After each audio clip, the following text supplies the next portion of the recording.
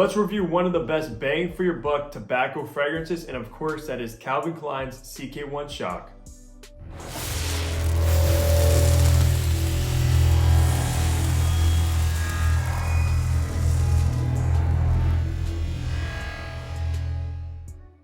Hey, what's going on guys? Hunter here and welcome back to my channel. And if you are new, what I do is I make fragrance related content. So if you love fragrances, go to hit that subscribe button down below.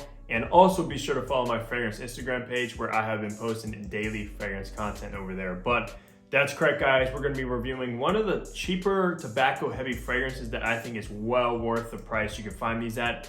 And of course that is CK1 Shock by Calvin Klein guys. Now, this one has been hyped up quite a bit in the community because it has been around for quite some time. And I've actually had this bottle for around 2 years now, I believe, when I actually found it at a local rack store. But yeah, I'm so excited to finally be reviewing this fragrance for you guys. But before we talk about the fragrance, let's go over some information about CK1 Shock now. So this fragrance was launched in 2011. And when I found that out, I was actually a little bit shocked because just look at the bottle and the way the fragrance smells. It seems like something that was relaunched like a few years ago, so to say. But yeah, 2011 is a launch date. Now, as far as the prices go for CK1 Shock, you can actually get these pretty regularly at like your local rack stores like TJ Maxx, Marshalls, Burlington, stores like that for around like $20 to the $30 range for a 100ml bottle like you see I have in hand. So definitely a cheapie when it comes to that, but it's well worth the 20 to 30 bucks that you can find these at. The perfumer behind this fragrance is actually Anne Gateleb. Now, when I looked at her resume, I was actually very shocked because she's actually the nose behind most of the Axe fragrances, which I never knew there was actually a perfumer behind the Axe fragrances, guys. So I thought that was kind of interesting, but she is the one that created most of the fragrances from Axe.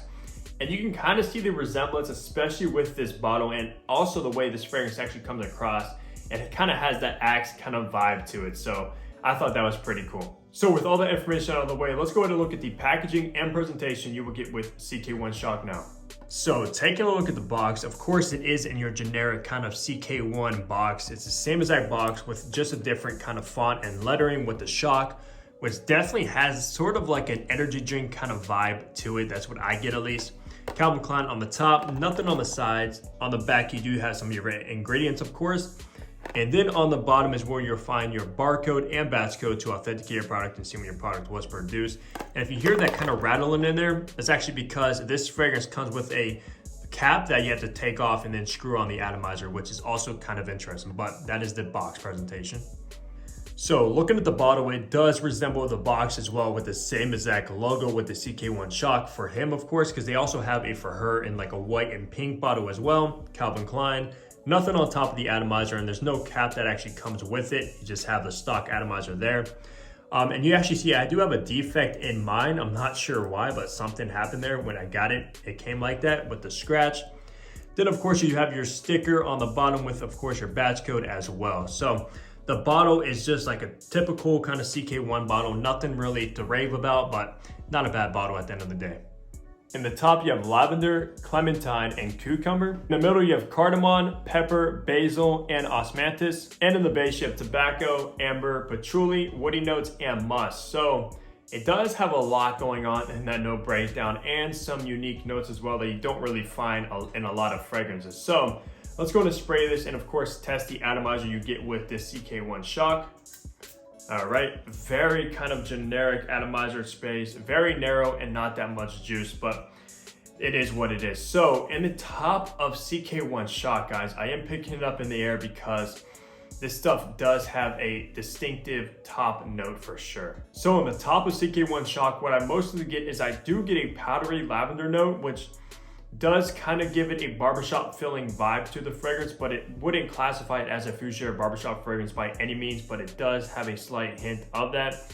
But alongside that, of course, I get the clementine and that unique cucumber note, which does give it like a fizziness to the fragrance, which, by the way, CK1 Shock actually does remind me of like an energy drink, like a green energy drink. Obviously, looking at the bottle as well, it has that similarity vibe, especially with the green.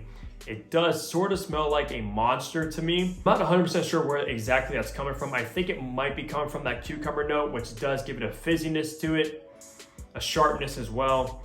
but also that clementine note as well. Now, to be honest with you, clementine, I'm not the biggest fan of. I do enjoy like mandarin, orange, and stuff like that, but for some reason, when clementine is listed in fragrances, it usually stands out a lot to me, especially on my skin, and I'm just not the biggest fan of those fragrances. But thankfully, in CK1 Shock, I'm not getting that much clementine in here, just mostly that lavender note alongside that kind of fizzy, bright cucumber note as well that sort of reminds me of an energy drink, such as like a Monster, which if that sounds interesting to you guys or you like the smell of energy drinks, you absolutely love CK1 Shock. I'm gonna tell you that right now. As it does start to dry down, once you get into like the middle and the base of this fragrance, that's when a bunch of spiciness comes into play, guys. The pepper, the cardamom, I get a ton of cardamom in here, which does give it a sort of like a smoothness to the fragrance.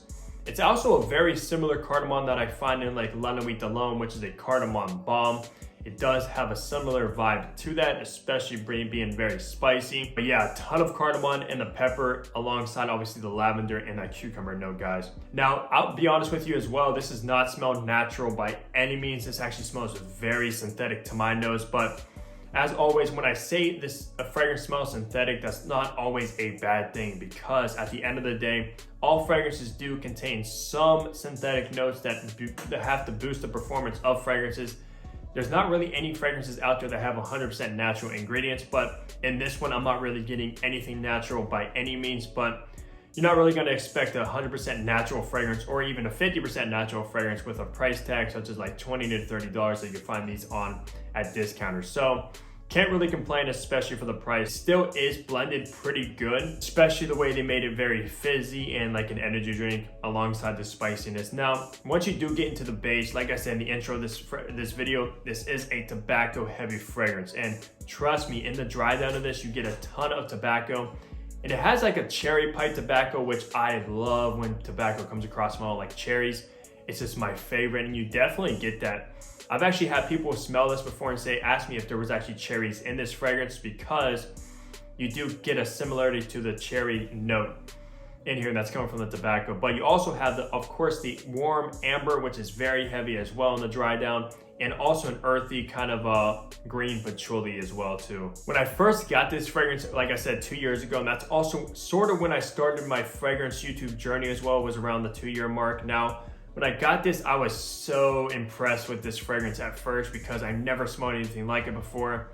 And I mean, the only other tobacco heavy fragrance I had at that time was Spice Bomb, which I adored. Spice Bomb was my absolute favorite fragrance. I used to wear that one all the time. So when I got this one, I was so excited to have another tobacco heavy fragrance, because at the time I thought that was like my favorite note and I just enjoyed it so much. But now, guys, smelling it, to be honest, I don't really pull for this one that often.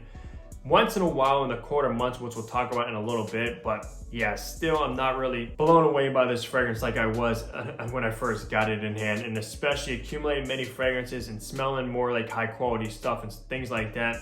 This one doesn't blow me away, like I said, but it does have a place, guys, and we'll talk about that now. So for seasons that I would recommend CK1 Shock is definitely the fall and winter, because like I said, you have that powdery lavender in the top, and once it dries down, you get a bunch of spiciness, and then obviously the tobacco, amber, and the patchouli, which does bring it more of a warming vibe to the composition, guys. So definitely stick to the fall and winter. I really wouldn't recommend it for the summer at all. Possibly on like a spring evening if you're going out on a date or something like that as well, it might work for that occasion, but mostly for the colder months like fall and winter. So as far as gender and age groups go for CK1 Shock, this is definitely a masculine leaning fragrance. Obviously, looking at the notes and the way it comes across to me, being spicy, earthy, woody, tobacco heavy, and ambery as well, it definitely leans on the masculine side. And as far as age groups go, guys, this is 100% a youthful fragrance. I can definitely see, even though it has the tobacco note, it can work for a teenager without a problem. Maybe not for like going to school or anything like that, even though the tobacco note doesn't really smell like natural. It doesn't smell like smoking cigarettes or nothing like that by any means, but it is there. So I wouldn't really worry to going to school or anything like that. Maybe if you're just hanging out with buddies or going out on the weekend or going on a date, if you're a teenager, you will love this fragrance. I think it will work the best for that. But at the end of the day, you can wear a fragrance at any age, wherever. I'm just telling you what it is best suited for from my nose, guys, and that is definitely youthful because it has a very playful, touch to it. Like I said, it smells like energy drink. There's nothing sophisticated, nothing mature, nothing gentlemanly about this fragrance by any means. So 100% on the youthful side. So pretty much the same thing when it comes to occasions, guys. This is not a formal fragrance. It is casual if you're wearing a hoodie, if you're just going out running errands or going out with friends or clubbing even. This will be a good clubbing fragrance as well. But yeah, definitely casual, not formal. So let's talk about the performance that I got with CK1 Shock from my testing. Now, this is of course an eau de toilette concentration, which is lower on the concentration side of things when it comes to perfumery. But as I always tell you guys, usually eau de toilettes project a little bit more than eau de parfums. Not all the time, but most of the time that is the case. And with this, guys, the projection was actually very good. It was about average for me. I got a good 3 to 4 hours of very solid projection. For the longevity, that is where it was a little bit lackluster, guys. I got around maybe 6 hours of good longevity on my skin, and then you had to pretty much put it up to your nose to get a very faint whiff of the fragrance, which is pretty much just left with a warm amber when you get to that point. Like 6 hours in, all you're getting is a warm amber and a little bit of a musk as well, like just a clean white musk. So projection was very solid. The longevity, maybe a little bit below average when it comes to that. But that's not necessarily a bad thing, because this isn't a fragrance that, like I said, you're gonna need to wear to work and get a good 8 hours, 10 hours or so.